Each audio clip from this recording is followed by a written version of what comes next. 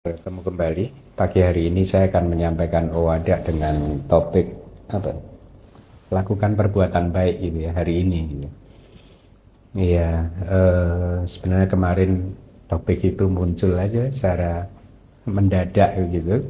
Ketika saya mendapat ditanya oleh petugas Owada tentang topik gitu. Jadi saya pikir ini mudah-mudahan ini menjadi topik yang bagus ya bagi kita semua bahwa pesan dari Owada pagi hari ini adalah kita hendaknya melakukan perbuatan baik itu tidak ditunda-tunda. Jadi harus sekarang, saat ini kita harus lakukannya. Artinya ya di setiap momen kita harus selalu sadar untuk terus-menerus bisa melakukan perbuatan yang baik dengan pemikiran bahwa kita semua tidak pernah tahu kapan usia kita ini habis di dalam kehidupan ini, ya nggak pernah tahu. Ya. Kalau di dalam perenungan tentang kematian itu kita sering merenung bahwa kematian bisa datang secara tiba-tiba, ya bisa saja ketika saya atau seorang biku sedang berjalan-jalan di hutan, lalu tiba-tiba ada pohon yang patah, lalu dahannya menimpa biku tersebut dan dia meninggal dunia, atau mungkin digigit binatang buas, digigit ular berbisa dan lain sebagainya. Jadi kita harus merenungkan kematian seperti itu dengan harapan kebijaksanaan kita muncul ya, dan juga dengan harapan kesadaran kita muncul sehingga kita akan terus berkomitmen untuk melakukan perbuatan baik ya. Nah, berkaitan dengan perbuatan baik, yang pertama-tama Anda harus pahami itu ada 3 terminologi yang saya akan sampaikan. Yang pertama adalah ducarita. Ducarita ya. Ducarita itu perilaku yang buruk. Ya, jadi Anda harus pahami, perilaku yang buruk itu juga ada 10 ya. Yaitu perilaku yang buruk yang kita lakukan atau yang dilakukan oleh seseorang melalui tubuhnya atau dengan menggunakan tubuhnya. Apa itu perilaku buruk yang dilakukan oleh seseorang dengan menggunakan tubuh? Ada 3, yaitu yang pertama, membunuh makhluk hidup, pelanggaran sila pertama, kedua, dan ketiga. Hafal ya, membunuh makhluk hidup, mencuri, mengambil barang yang bukan milik kita, ya, kemudian melakukan perzinahan. Kemudian yang kedua adalah perilaku buruk melalui lisan, ya.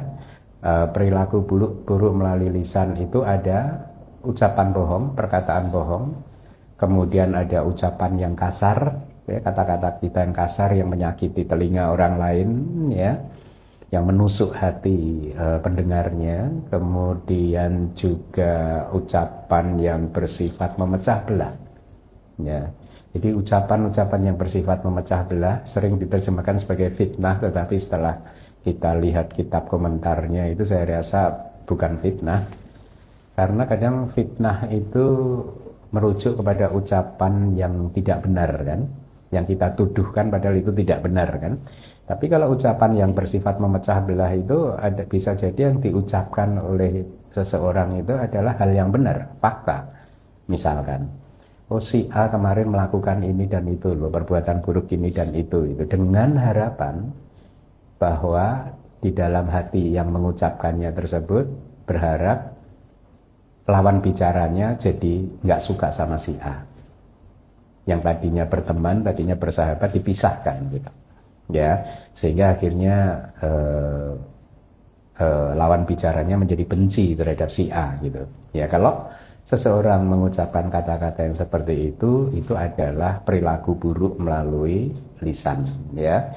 Yang ketiga, yang keempat adalah ngobrol sana sini ngalor ngidul yang tidak bermakna itu ya, itu pun juga perilaku yang buruk ya. Anda harus hati-hati, kadang ngobrol ngalor ngidul nggak ada maknanya itu menyenangkan, tetapi itu belum tentu muncul dari pikiran yang baik, bisa jadi muncul dari pikiran yang disertai oleh nafsu, keserakahan, kemelekatan, dan lain sebagainya.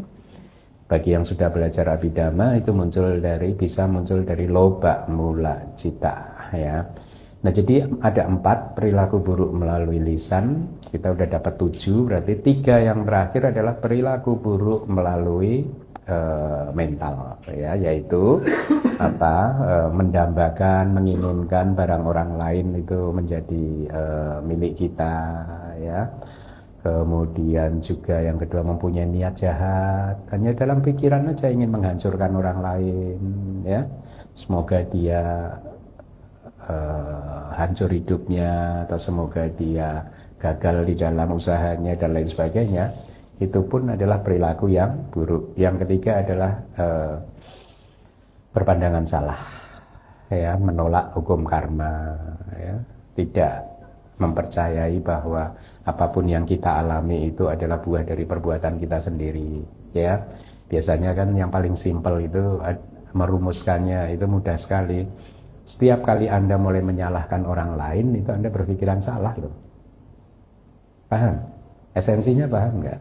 Ya, katakanlah sekarang Anda mengalami masalah di dalam kehidupan, ya, yang menurut Anda itu disebabkan oleh karyawan Anda misalkan, ya. Memang kelihatannya penyebabnya karyawan Anda, tetapi esensinya dalam ultimate sense-nya masalah yang Anda hadapi itu hadir ke dalam kehidupan Anda karena di masa lalu Anda melakukan karma buruk dan saat itu berbuah. Buahnya berupa masalah di dalam kehidupan ini, ya. Nah, jadi ketika Anda mulai menyalahkan orang lain atas apa yang Anda alami, maka Anda sedang memunculkan pandangan yang keliru, ya. Sebaliknya juga kalau Anda sedang mengalami kehidupan yang baik lalu Anda berpikir, oh ini jasanya si A, jasanya si B, gitu, ya. Nah, itu juga keliru juga, karena ketika Anda mengalami hal yang baik, itu semua adalah buah dari perbuatan atau karma baik Anda. Ya, walaupun kita juga harus berterima kasih atas bantuan si A, si B yang menjadi pengkondisi, yang menyuburkan benih karma baik Anda sehingga akhirnya bisa tumbuh subur dan berbuah, ya. Nah, itu adalah 10 perilaku buruk melalui tubuh, lisan, dan mental atau pikiran atau batin, ya. Bahasa palinya duk carita. Term yang kedua itu bahasa palinya suk carita. Suk hanya beda S dan D saja depannya. Suk carita itu artinya perilaku baik, ya. Perilaku baik juga muncul melalui tubuh, melalui lisan atau pikiran, ya. Nah, perilaku tubuh yang baik itu sesungguhnya adalah hanya sekedar abstain, berpantang, atau menjauhkan diri dari perilaku tubuh yang buruk. Jadi ketika Anda mendapat kesempatan untuk membunuh makhluk hidup, nyamuk misalkan, kemudian Anda menahan diri, Anda sedang melakukan perilaku tubuh yang baik, ya. Atau Anda mendapat kesempatan mau berbohong yang bisa merugikan orang lain, lalu Anda ingat, oh ini karma buruk, Anda menahan diri, nggak jadi berbohong yang merugikan orang lain, maka itu juga adalah perbuatan lisan yang baik, ya. Atau ketika Anda sedang marah sama seseorang, mau mengharapkan orang lain celaka, kemudian Anda menahan diri, maka itu adalah perbuatan mental yang baik. Jadi lawan atau pantangan, berpantang dari 10 perilaku yang buruk tadi yang sudah saya sebutkan, itu disebut sebagai sucarita, perilaku yang baik, ya. Jadi ini hanya lawan aja. Mendapat kesempatan lalu kita nggak mau melakukannya, memilih untuk tidak melakukannya, ya. Jadi perilaku tubuh yang baik tadi hanya bisa terjadi ketika ada tantangan tadi. Anda mau melakukan kebohongan, kemudian Anda tahan diri Anda, gitu. Tapi kalau Anda kemudian hidup di dalam hutan, sendirian di dalam gua, nggak ada kesempatan untuk melakukan perbuatan buruk, ya Anda nggak mempraktekkan itu semua, gitu, ya. Nah, itu term kedua. Term ketiga yang harus Anda ketahui adalah dasa punya kirya wadu. Dasa punya kirya wadu itu adalah basis untuk melakukan kebajikan. Kebajikan itu perbuatan baik, ya. Nah,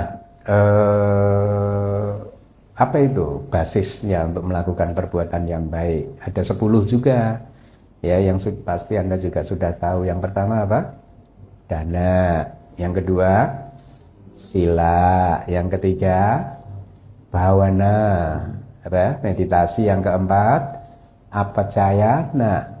Apacayana itu adalah menghormati atau memberikan penghormatan kepada Buddha, Dhamma, Sangha, kemudian orang tua, ya, guru atau orang-orang yang lebih tua dari kita.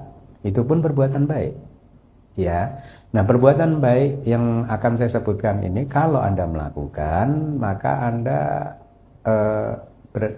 kalau definisinya, setiap perbuatan baik ketika kita melakukan, pada saat kita melakukannya, maka hati kita itu bersih. Ya, ketika Anda berdana, hati Anda bersih.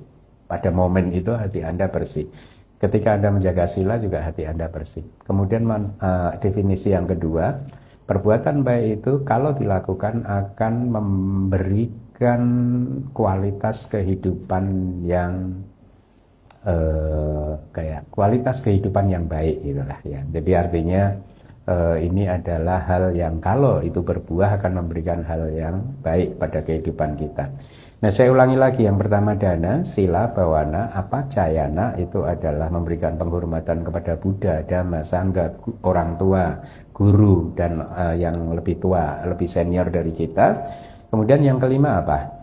Weyawaca. Weyawaca itu pelayanan, ya, termasuk Anda mungkin merawat orang tua Anda, ya, merawat saudara-saudara tua Anda, ya, atau bahkan menjadi tim pelayanan di DBS ini, ya, yang pakai seragam, besok pakai seragam merah atau seragam biru, ya. Itu adalah tim Weyawaca, tim pelayanan yang melayani Anda semua supaya Anda bisa mendengarkan Dhamma dengan nyaman besok, ya. Itu kebajikan yang kelima. Yang keenam apa? Anda harus hafal loh, supaya Anda makin terampil nanti untuk melakukannya dalam kehidupan. Bukan, belum. Nomor 6 belum. Belum. Patik dana, ya. Patik dana. Patik dana adalah pelimpahan jasa. Patik dana itu artinya patik dana. Dana patik itulah. Ya, dana patik. Anda berdana patik, P-A-T-T-I. Patik itu apa? Berdana kebajikan. Jadi Anda sudah melakukan kebajikan, lalu Anda danakan kepada yang lain gitu.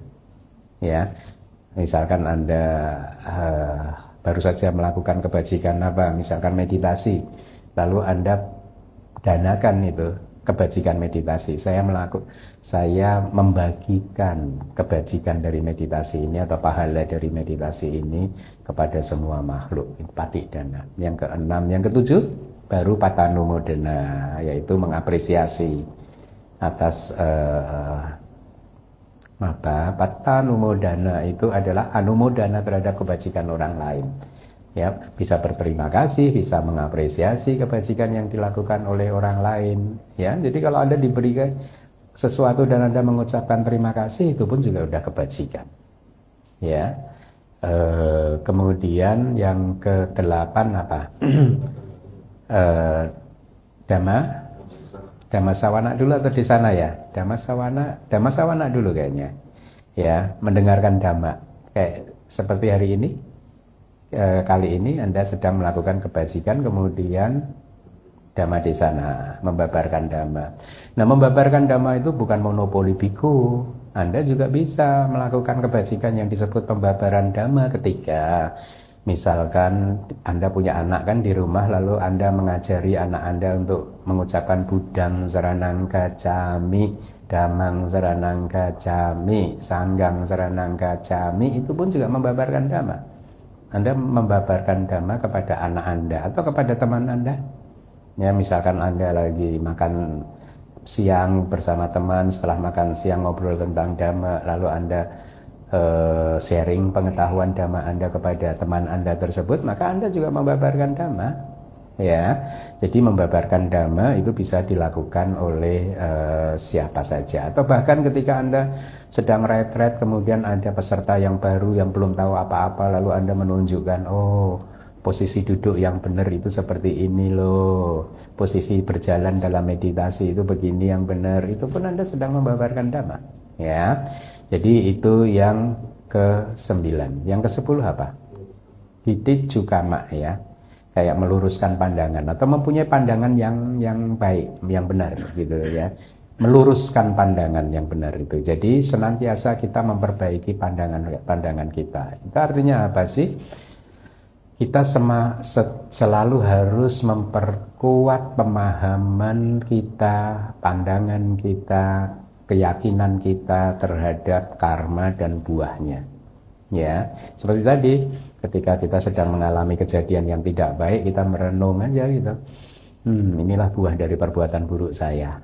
Atau ketika kehidupan sedang baik, Anda merenung juga, inilah buah dari perbuatan baik saya di masa lalu. Ya, nah. Jadi itu 10 perbuatan yang baik. Nah, Anda renungkan sekarang. Sudahkah Anda melakukannya selama ini? Sudah atau belum? Anda renungkan masing-masing ya. Karena ya, sesuai dengan topik dari Owada kita kali ini adalah lakukan perbuatan baik itu sekarang. Gitu, ya. Jadi kalau selama ini ternyata setelah Anda merenung, Anda sudah banyak melakukan dan sering melakukan perbuatan baik, Anda harus bersyukur.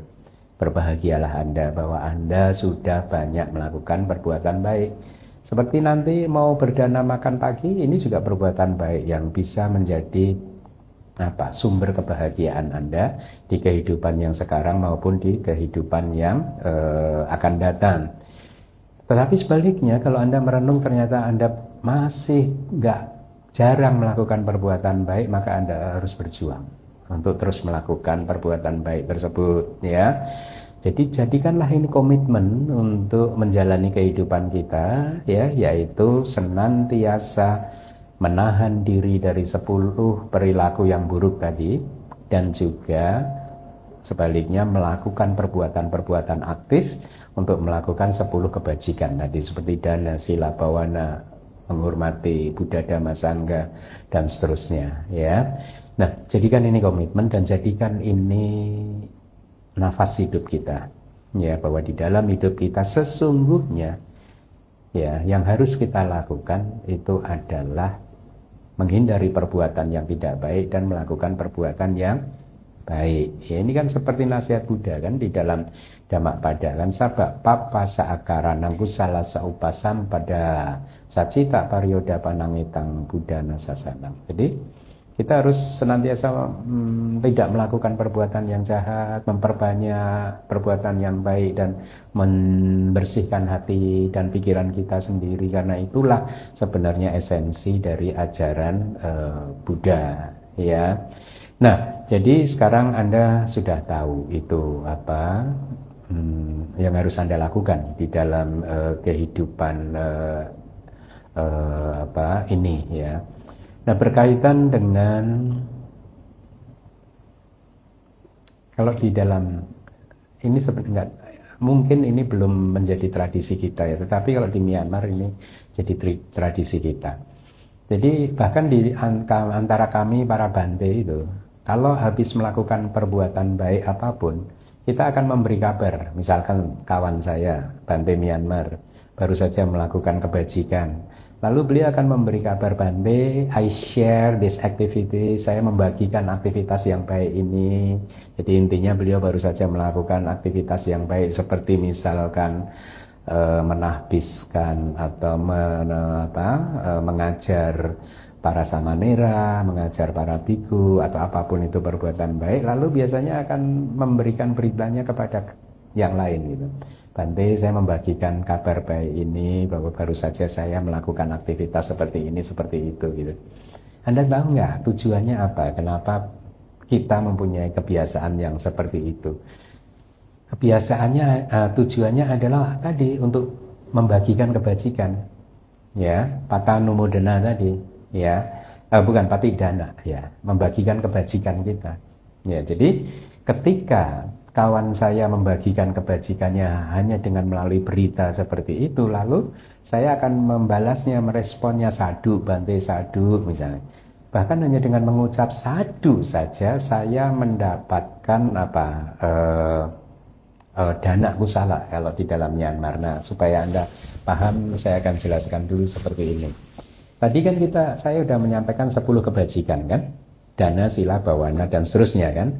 Sesungguhnya 10 kebajikan itu bisa diringkas menjadi 3 saja, yaitu dana, sila, dan bawana saja. Ya, padahal tadi ada 10, berarti ada 7 yang harus diikutkan ke dalam 3 ini. Ya, nah yang pertama adalah pati dana dan patanumodana. Ya, itu termasuk dalam dana. Ya, jadi saya ulangi, pati dana, dan kan itu kan berdana kebajikan tadi, gitu. Kemudian patanumodana, patanumodana itu kayak berterima kasih, mengucapkan apresiasi terhadap kebajikan yang dilakukan oleh kawan saya tadi, kan saya memberikan apresiasi. Makanya pati dana dan patanumodana itu termasuk di dalam kelompok dana.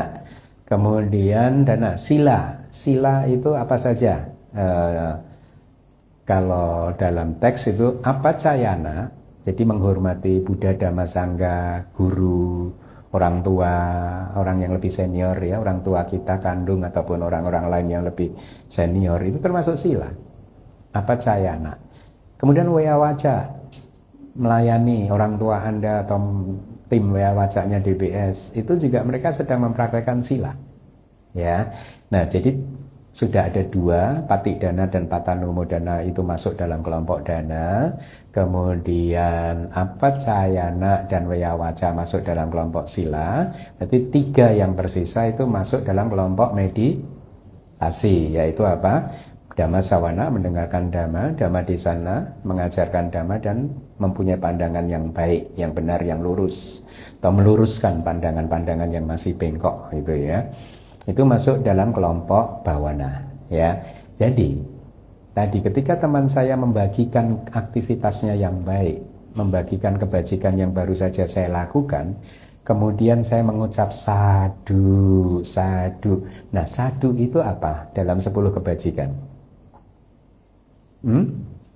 Patanumo dana, kan, mengapresiasi ya atas kebajikan yang dilakukan oleh orang lain. Nah, patanumodana tadi masuk dalam kelompok apa?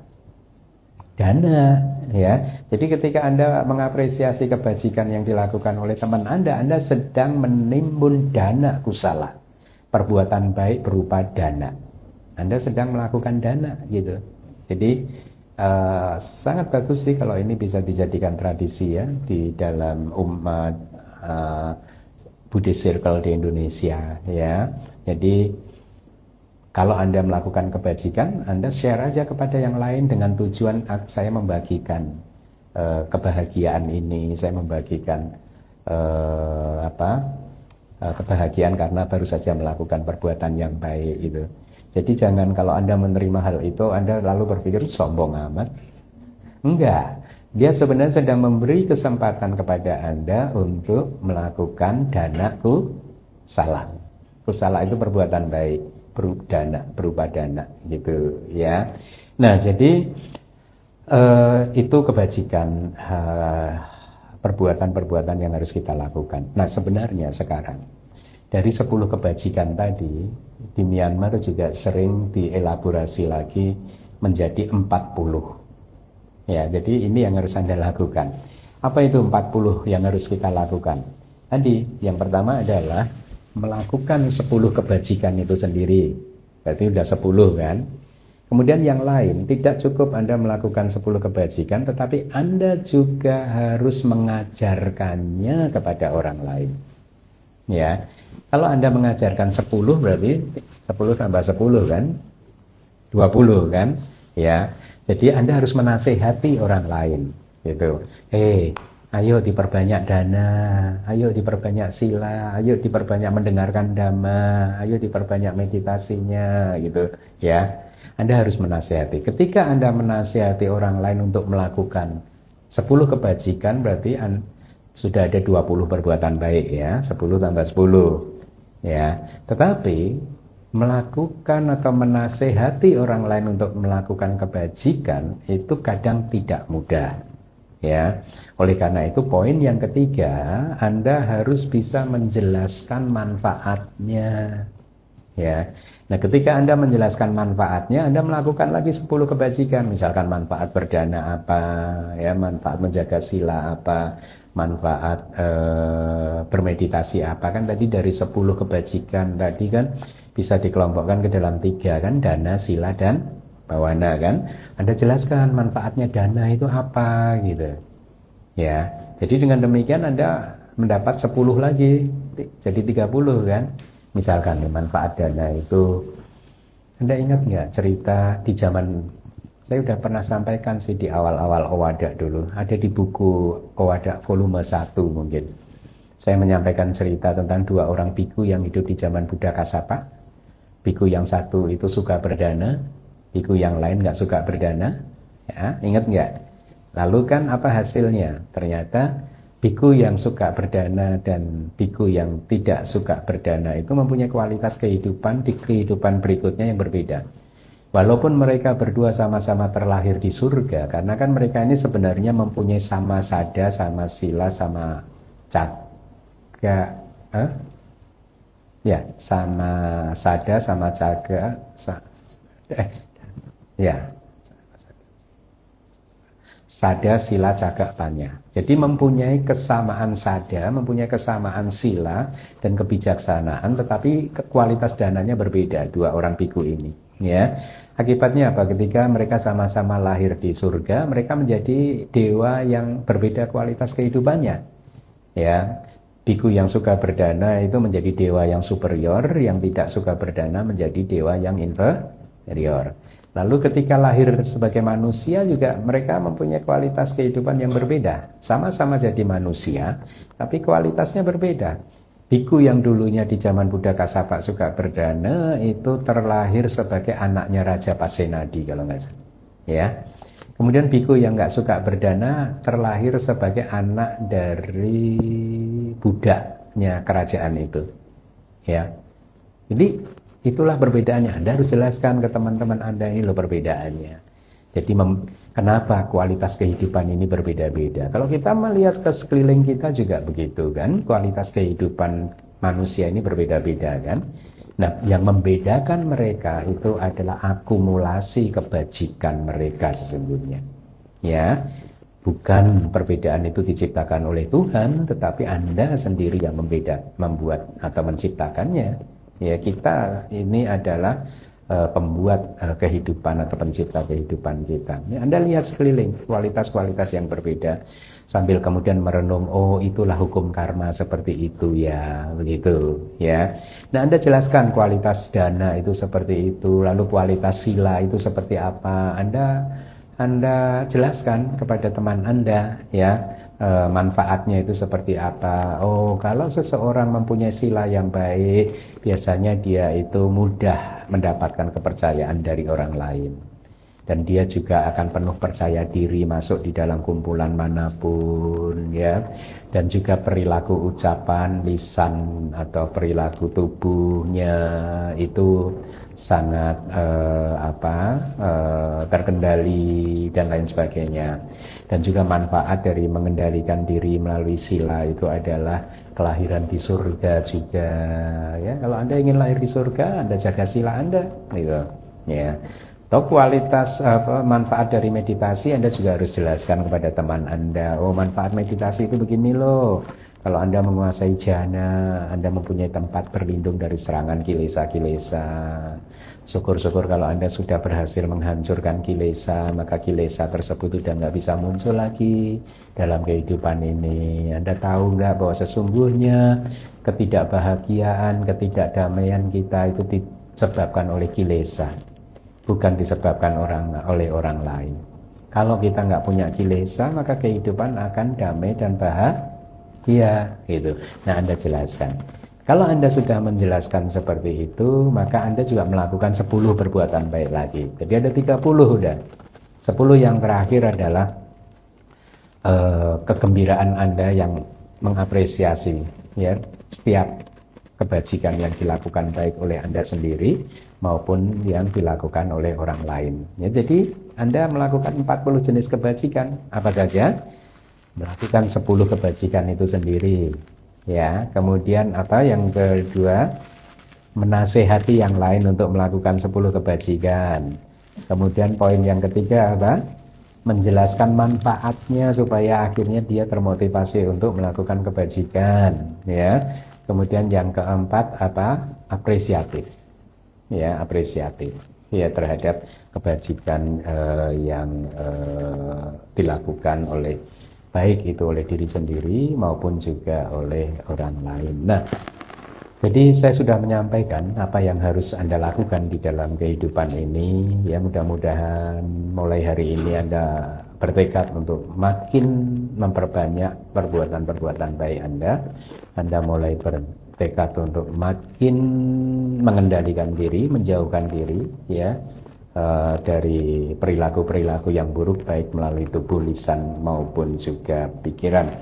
Baik, demikian yang bisa saya sampaikan. Mudah-mudahan kebajikan yang sudah Anda kumpulkan selama 30 menit ini bisa menjadi kondisi yang kuat untuk pencapaian magga, pala, dan nibbana.